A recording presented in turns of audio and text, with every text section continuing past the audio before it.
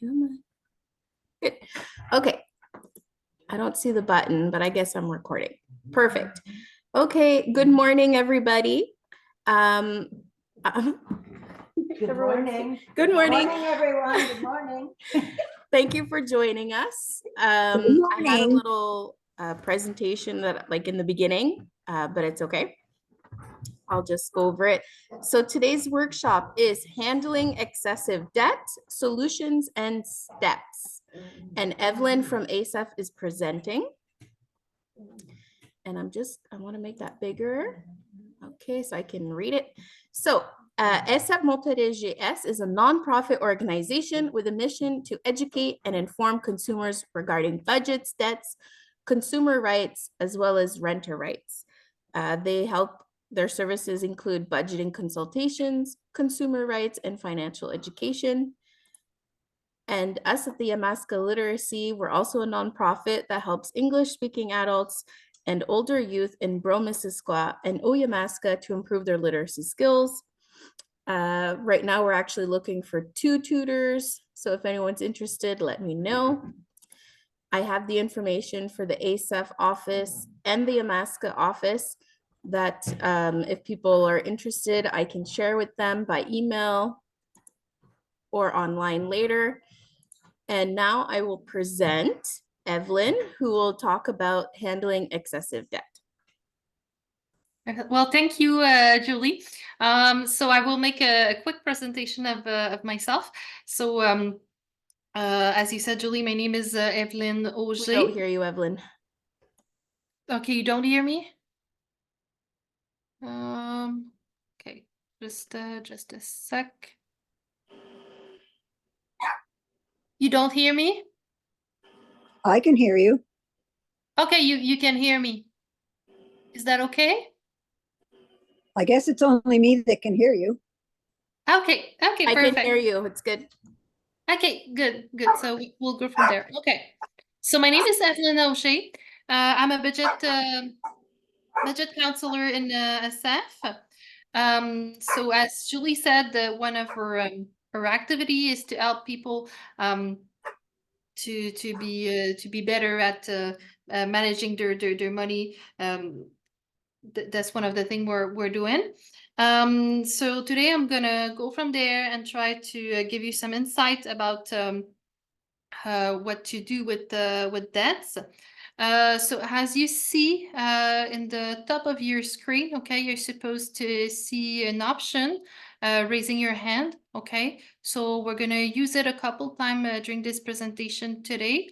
And I know today it's an hybrid workshop. So Julie, okay. So Julia, I don't know how you want to deal with it today for the person who are there in your office. I will admit people. Don't worry. Just keep going. Okay. Okay, perfect. Okay. Okay, and are you gonna like raise your hand on your computer when people in the Yes. Yeah. Okay, perfect. So we'll work we'll work like that. Okay. So today also we have the chat that you see on the top of your screen. Okay. So I might ask you during the presentation to type in your feedback, and I will read some of them out loud. Okay. And I might also ask you to use your microphone. Okay, you're supposed to see an icon microphone to answer some question I might ask you. Okay. Oh, so we have okay, people joining us. Cool. Okay, so today it's going to be a very interactive presentation. So I will ask you a question. You're encouraged to answer. And after this presentation, I will send you 2 booklets about handling excessive debt. Okay. I couldn't send it to you earlier, unfortunately, because I didn't have your email address, but I will send it to you afterwards. Okay. So is there a question about the presentation today? Do we have question? No? Okay. So we'll go from there. Okay. So today, in the first part of this presentation, we will speak about excessive debt. So we will define what excessive debt is. And in the second part of this presentation, we will speak about some strategies that we can use when we want to deal with debt. Okay, some ways that we can rearrange our budget and stuff like that. Okay, so that's pretty much what we're going to speak about today. Okay, no, I thought you had a question, Julie. Okay. So is there's question? Is there's things you'd like to focus on today? You can raise your hand if you want to. No? Okay. So I think we'll go from there. Okay, so first I thought about showing you some helpful resources if you need help with your debt. Okay, so for example, you can ask for the help for a relative, a friend, a teacher. We also have, as we said earlier in this presentation, DSF. Okay, we have Carrefour Jeunesse d'Emploi, a financial advisor. We can ask help also to a psychotherapist, social worker, employee assistance program, a mediator. We have a centre de prévention du suicide, Tel Aide and Tel Jeune. Okay, you can even ask for a trustee. Okay, so those are some of the resources that you can use. Okay. So first, when we speak about debt, what do you think it is when we speak about debt? And now you can raise your hand on the screen if you want.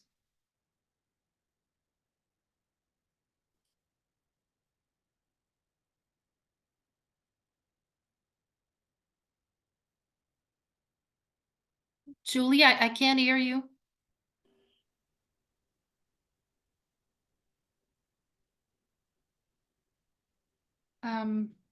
Okay. Great. So down, would you like to speak? Well, I'm just wondering if, does debt include your monthly payments? Is that, for example, your commitments for a month? Is that included in debt? Not necessarily, and that's what we're gonna see in the presentation today, but not necessarily. Okay, thank you. You're welcome. I had another hand raised at the Yamaska Literacy.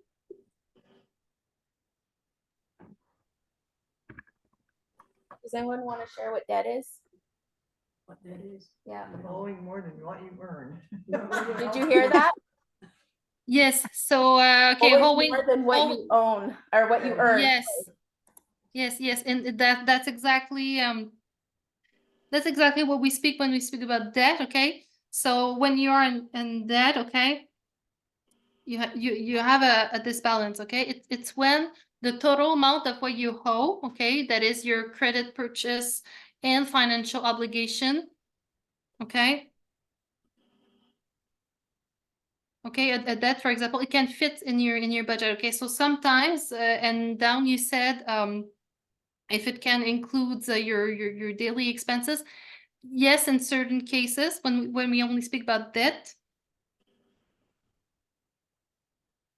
But then when we speak about excessive debt or financial obligation regularly adds up to more than what you earn and you're able to pay. Okay, so what we have to keep in mind is that when your financial resources are too low to cover all your financial obligation, then we are in excessive debt. Okay. So is that clear for everyone? Yes? Yes. Okay, so a debt, for example, it can be included in the budget, okay? But if we don't have all financial resources that are needed to pay off our debts, okay? Then then we might be in excessive debt. Okay. So I'm gonna make a little activity with you, okay, to see some signs of excessive debt, okay, and we'll make it together, okay, because I didn't even give you the booklets anyway, so we'll make it together, okay. So I will ask you a question about the situation we will see, okay, and you can answer if you want. As we did for the last question, I will encourage you to raise your hand on your screen if you want. Okay, so I will read you the situation we have. Okay. For example, Julie. Okay, Julie lives in an apartment. She has an income of $759 a month. She has expenses for $530 a month. Okay, so for her rent, her phone, and internet. She has a balance left at the end of the month of $229 a month. Okay, for the other day-to-day expenses like grocery, transportation, and debt payment. Okay.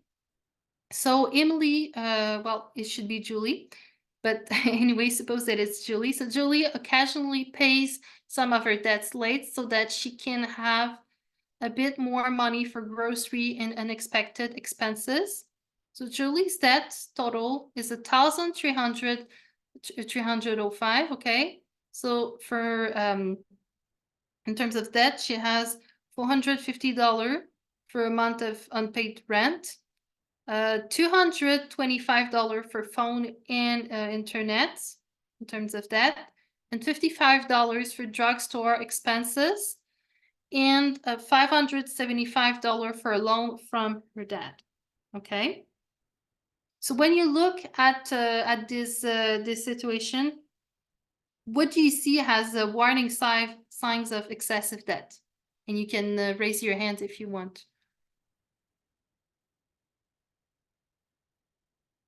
So what do you see that would be a warning that Julie might be in excessive debt? Yes, so I've got Yemaska literacy.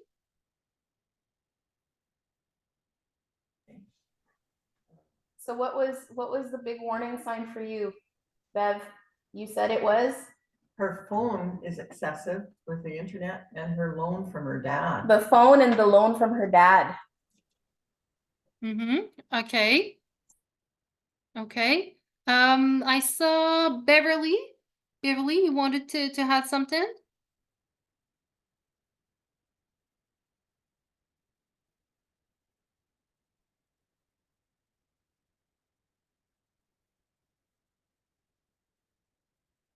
Yes, Beverly. Oh, I can't hear you. Bev, you said it was? The excessive amount for the phone and internet. Yeah. And Okay.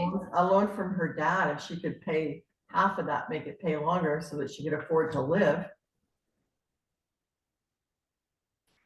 And unpaid rent, right? Unpaid money. Yes. Yeah. Yes, unpaid rent. Yeah. Yeah. So I'll show you the answer, okay, that we have. So first warning sign, okay.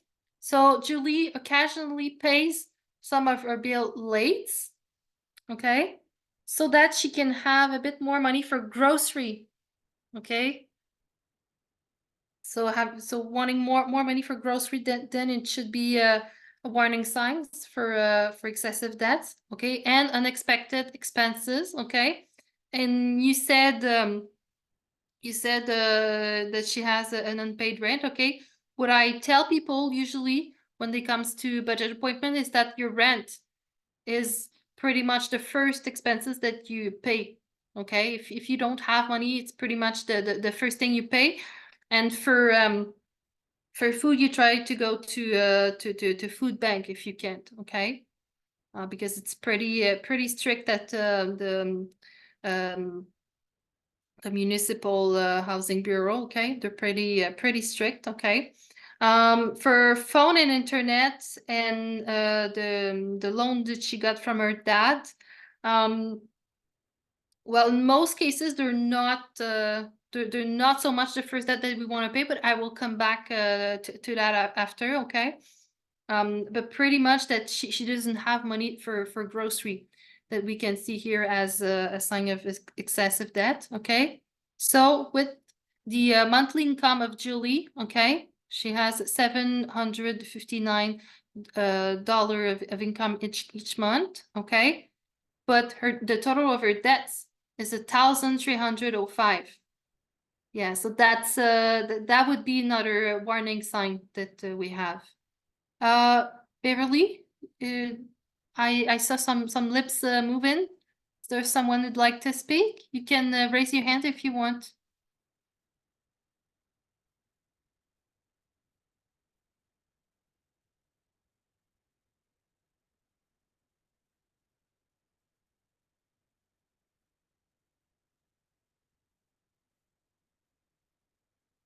Is there someone who would like to speak?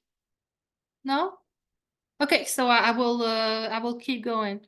Okay, so that's pretty much the sign we had in this situation. I will show you another one that we have. Okay. So here we have Roman. Okay. So Roman lives with his mom. Okay. His income is $1,169 a month. Okay. He has monthly expenses of $725 a month. Okay, that includes his car, his smartphone, and he pays for his rent. Okay, so he has a balance left each month of $444 a month. Okay, that includes debt payment and other expenses. Yeah, so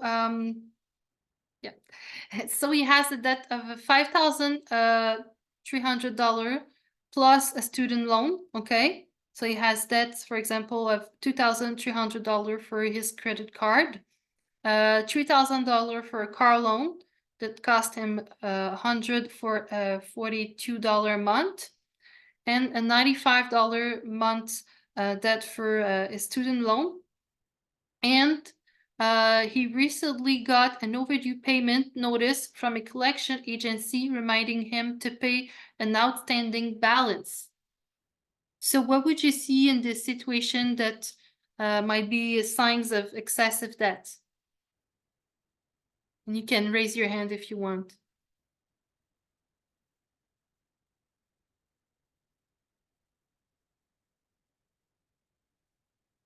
Okay, so yeah, I saw an hand raised. So down. Would you like to? Yes.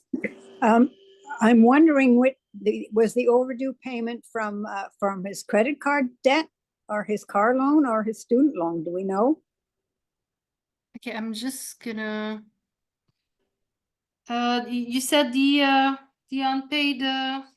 Sorry, what did you say? Where was it from?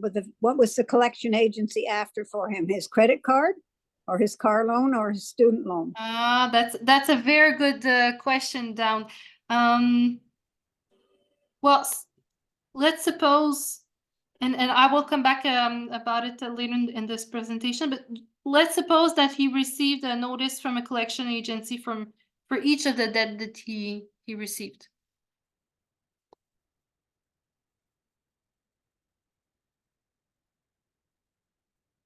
So let's suppose that. Okay. So what would be obvious in your opinion that that Roman would be struggling with excessive debt? I'm thinking it's probably the credit card debt. The credit card debt, yes. Normally, yeah, its interest rate is pretty high. I saw an end from Yamaska Literacy. For me, it's the collection agency, because if you're getting notices from the collection agency, it's usually a sign you haven't been paying anything. or not enough, Mhm. or you're behind. Yes, yes, yes, and then your credit scores starts to go down. Yes, yes. So I'll show you the answer we have. So first, yes, we had the debts. Okay, so he has with his income of 1,000, 100, and a little bit extra more money. Okay, with his little income, he has a total debt of $5,300. Okay, and you make it right to say that, yeah, his credit card normally the interest rate attached to credit card debt will be higher than, for example, student loan. So it can be a worse debt than, for example, student loan. And yes, so he started to receive notice from collection agency. So that's another big reminder. Okay, so well done everyone. Okay.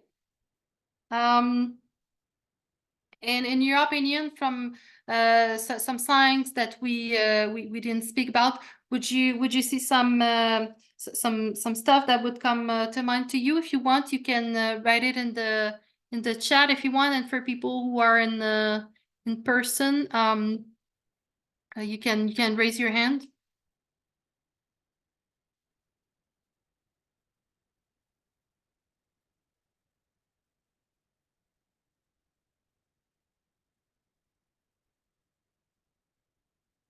Okay. Like a person here, like Beverly said, if you're starting to borrow money from people, that's a big sign. Another one is if you're going into your overdraft, you know, when you have, what is it, your checking goes into your credit. If you're starting to, because that's a lot of interest when you do cash advances. And for the one that are online, you can raise your hand as well if you want. If you want to answer.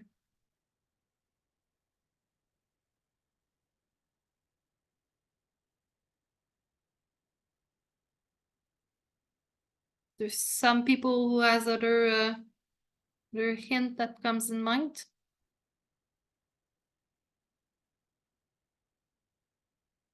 No, nothing else. So yes, borrowing money from other person is another warning signs. Is there's other thing that you would think of?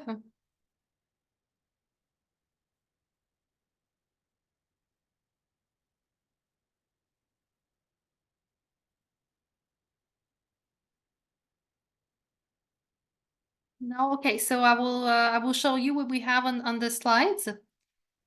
So as we saw with the last activity, so skipping on grocery, so you can pay the bills. So that's another warning signs of excessive debt.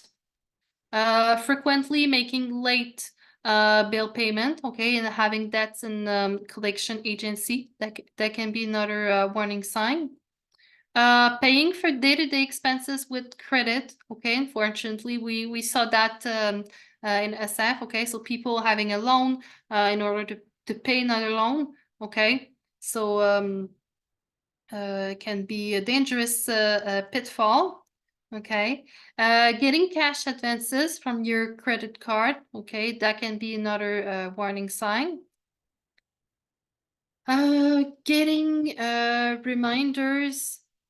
Getting reminders from creditors by mail or phone. Writing checks that bounces, aka NSF checks. Okay, you probably know them with that term. Nearing the limit on your credit card or line of credit. That would be another signs of excessive debt. And paying off credit with more credit, as we said. Okay. So is that clear for everyone? Do we have question? No? Okay. So so we'll go from there.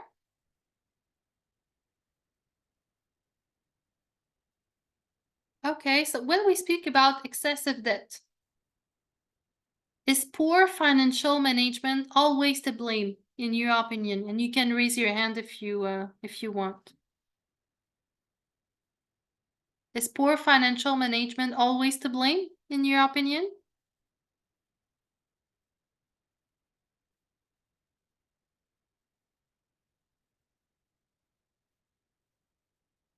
Yes. So, okay, I saw down. It's me again, but sometimes it's circumstances, Mm-hmm. and you have to find out where you can cut. Yes. Yes, of course. Yes. And you said it. Okay. Sometimes it's circumstantial. Yes. So yes. So sometimes it can be a result of a low income, as we saw with Julie's cases. Okay. So it can be very circumstantial, as you said down. Having a high income also doesn't automatically protects you from excessive debt. Okay. So it all depends on how you balance your income and expenses. Okay. And we saw people in SF come into us with a big income and who were still in a situation of excessive debt. Okay. So it's really the way that you balance your income and expenses. And excessive debt is relative and depends on your ability to manage your money. Okay, in certain cases also, as we saw with Romain. Okay. So that problem, they can be temporary. Okay. Some people get into debt because of exceptional circumstances, and we will speak about them later in the presentation. Okay.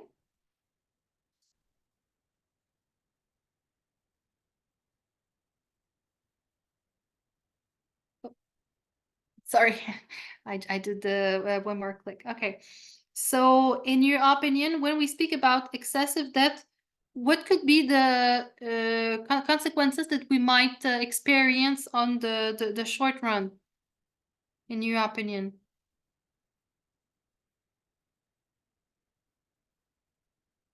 What could be some of the short-term experiences?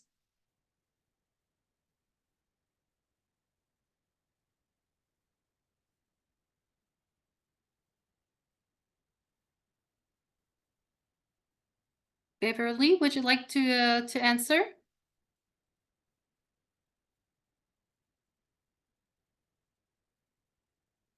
To have a I yes? said migraine headaches. Oh, okay, that's why. That's why. Okay. Alice, would you like to answer? You want to answer? Well, obviously, you don't have the cash to buy what you really need for the immediate short term. Mm-hmm. Yeah, That's so we could. hard. Mm-hmm. Yeah, we could have it for sure in the short-term consequences. Yes. Your Um. credit, your score. Yes, we can have a yes. So or credit scores can go down. So yes. So so we have it here. So poor credit scores. We can also have a limited access or no access to traditional sources of credit, like a financial institution. Okay, so for example, following that, we can have a car loan refused. Okay, we can have our bank account seized in certain cases. Okay, but it's more normally for governmental debt. Okay, that we could have our bank account seized. We can have services refused to us, such as phone services or internet services. Okay, so we can also have constant calls from creditors and potential seizure of property. Okay, and services could be declined or require a deposit. Okay, so that can be some of the short-term consequences that we could have. And in terms of long-term consequences now, is there's some of them that you think about?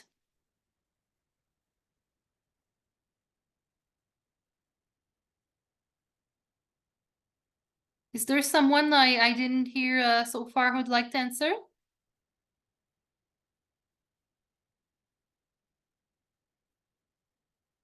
Is there someone from Yamaska Literacy? For me, I'm thinking long term, it would be your interest rate, like what they offer.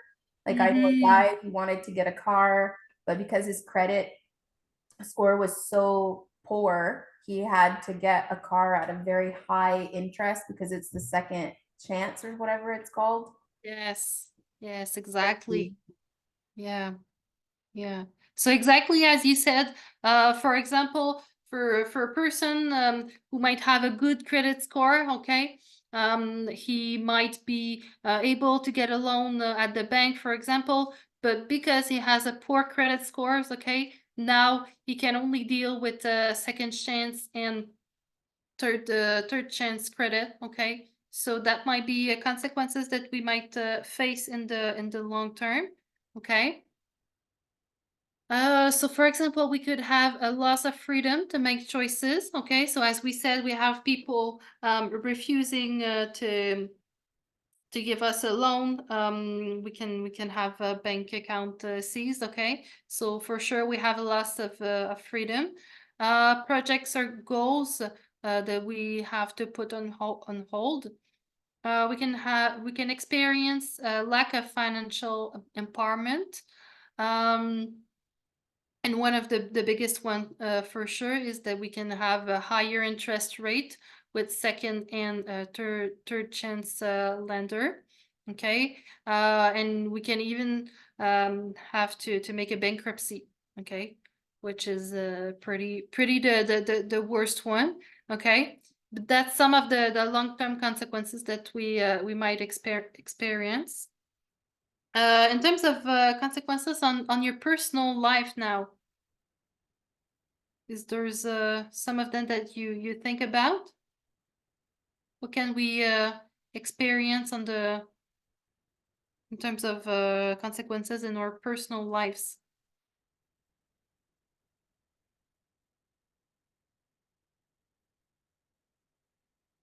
Wait, go. Divorce? Divorce, Divorce, yes, yes. childcare expenses, like you have to pay daycare. Daycare costs money. Because you have to go to work. You have to go to work. You have to have a car to go to work. Yes, okay, so it might affect your budget in that sense. You'll have no life because you can't do anything. But maybe that's a way to save money too, you know? Spend more time at home. Yeah, well, Right. for sure it will affect your life choices, but I see people, for example, they're not necessarily in excessive debt, but fortunately there's more and more women who can have access to daycare for their child. Okay, so yeah, but it's not necessarily correlated with the excessive debt. I will show you the consequences we have here on the slide. So we can experiment stress. Okay, that's one of the big consequences that we might experience. A loss of motivation at works, okay, because we can for example think, oh, what's the purpose for me to go to work if I can't pay off my debt. We can have family conflicts, okay, as you said with the divorce, okay. We can have conflicts with our friends, for example, especially if we don't pay off our debts, okay. So we can experiment different types of family conflicts. We can have physical and mental health issues, okay, due to the stress and other factors as well. And we can experiment depression and attempted suicide as well, okay.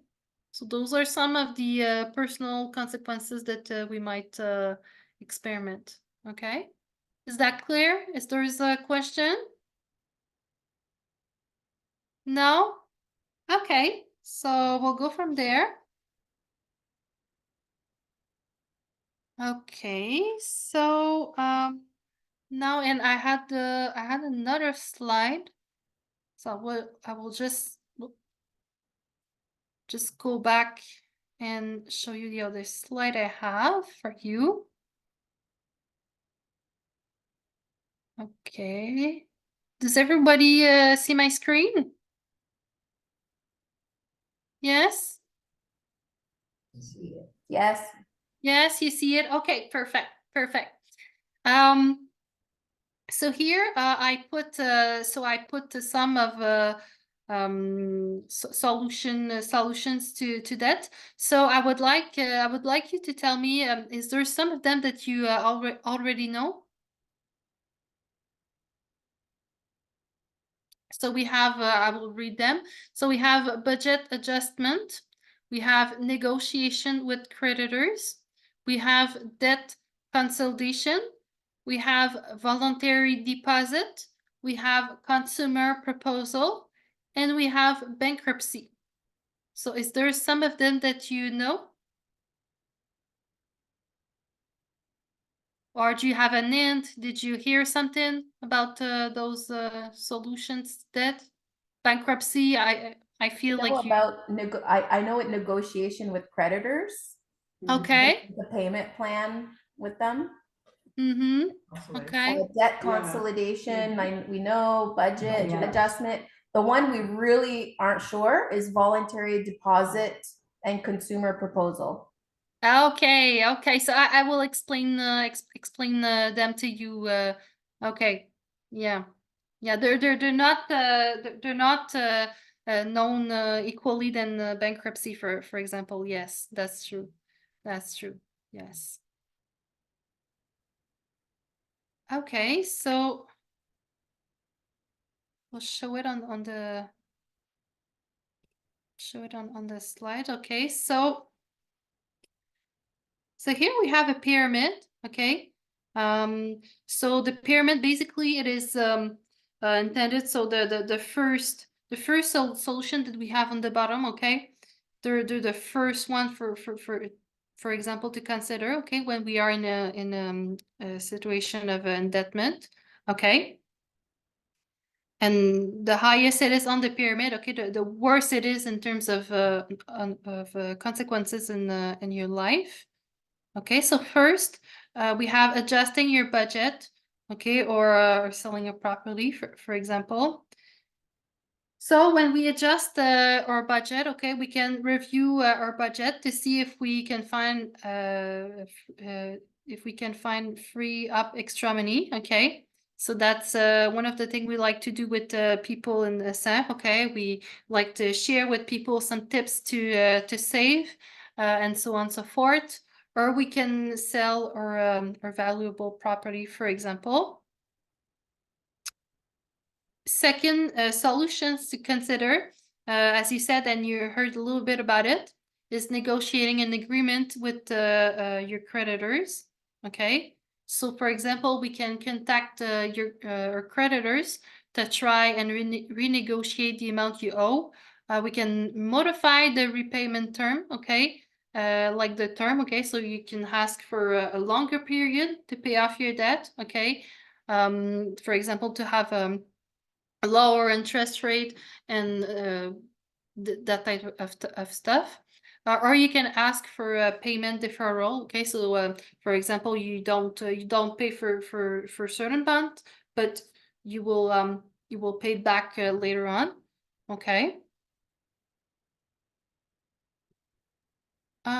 We can also think about the debt consolidation. Okay. So when we do a kind of consolidation of debt, okay, we can combine your debts under a single loan. Okay, usually banks will do it with people who already had a kind of at least good credit scores. Okay, and people who are on the workforce. Okay, so those are pretty much the conditions in order to be accepted for a debt consolidation by a bank. Okay.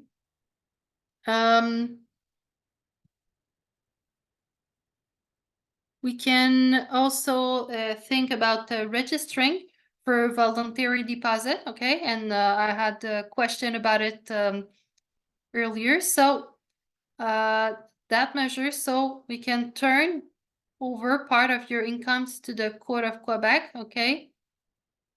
And the law dictates how much how much of your income you turn over, okay? So basically, it's a solution that is better for people who are low income, okay? It is really not a solution that is good for everyone, okay?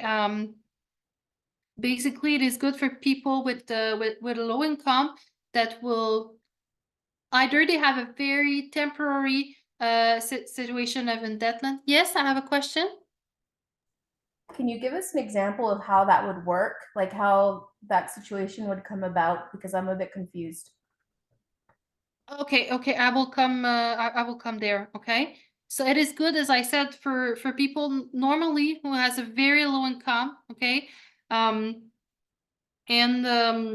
who will, for example, they have a temporary situation of indebtedness, or that they will stay with that for a very long period. For example, it can be good for people on welfare, okay? People on welfare who has debts, okay? Because they have no active, okay, normally, okay? They're very low income, okay? People on welfare. So you can't be seize your the money you get from government, okay? And normally you can't be seized pretty much you don't have a lot to seize, okay? You don't have like a valuable car, you don't have like valuable items, so it can be good for people on welfare, for example, okay? That's the first examples that that comes to mind to me. And other situation as well, but normally for a lot of people on welfare, it can be a good option. Filing a consumer proposal, okay? So we can renegotiate all or part of what you owe and the repayment terms, okay? Term and interest rate through a trustee, okay? So when we have a consumer proposal, okay, we don't get into a bankruptcy, okay? So that when we do a consumer proposal, we will pay off parts of our debts, okay? So we can pay off, for example, between 30 and 70% of our debts, okay? And normally your creditors, they're happier with that because you will pay back a higher amount of money than what you would do, for example, on a bankruptcy, okay? So it's good normally a consumer proposal for people who needs to enjoy their credit scores, okay? For many reasons. They will need for their project to get a loan, so on and so forth, okay? So it's less it's less harmful on your credit scores than a bankruptcy, okay? But it causes more harms for example than the voluntary deposit, okay? So is that clear? Is that clear what a consumer proposal is? So what you have to keep in mind is that a consumer proposal means paying off part of your debt. Okay. Do I have question? Yes, down. Who would the trustee be? What defines a trustee? Trustee is the person you comes to see when you wants to get a consumer proposal or bankruptcy. Is that through the bank? No, it's not through the bank. It's an entirely entirely an individual institution. It can be, for example, I think it can be like a lawyer, it can be like a couple title, but they will apply the law on insolvency, but it's not with the bank that you do that. For example, it's the Raymond Chabot. Have you heard about Raymond Chabot? No. Okay, there's big companies like that. Normally you see it. Well, they're pretty everywhere, but they're like big companies, and then they will look at you. Okay, do you have do you for example, do you have the minimum amount of debts to make a bankruptcy? Okay, because you can't make a bankruptcy, for example, for $1,000 of debt. Okay, so you need to have a minimum amount of debts that you have, and they will look at you. Okay, do you have the minimum of debts that you need, so on and so forth. So they will prepare the consumer proposal and the bankruptcy with you. Is that more clear or no? Mhm. Yeah, I guess it is, except will Okay. they charge you for that service? Yes, they will charge you. Yes. So you will have a monthly amount to pay back. Normally, you can think at least $100. It depends what type of consumer proposal you do, or what type of what type of bankruptcy you do. But you can think about the $100 per month at least when you do a consumer proposal or bankruptcy. So yes, you have fees to pay to the trustee.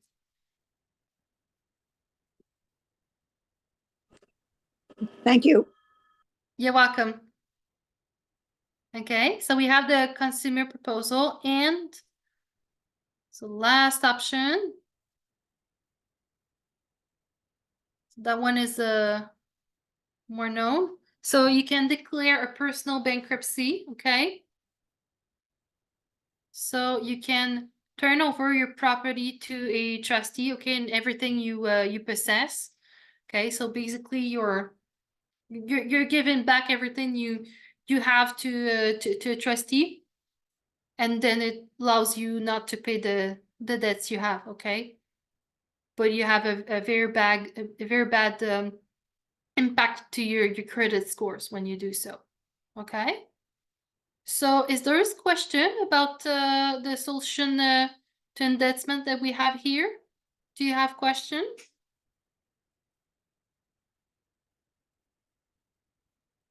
No? Okay, so would you like to have a break? I propose that we have a 10-minute break. Yes? Okay, perfect. So it's 10:55 right now. So if you could be back at 11:05, okay? And then we would go from there, okay? Perfect. So have a good break.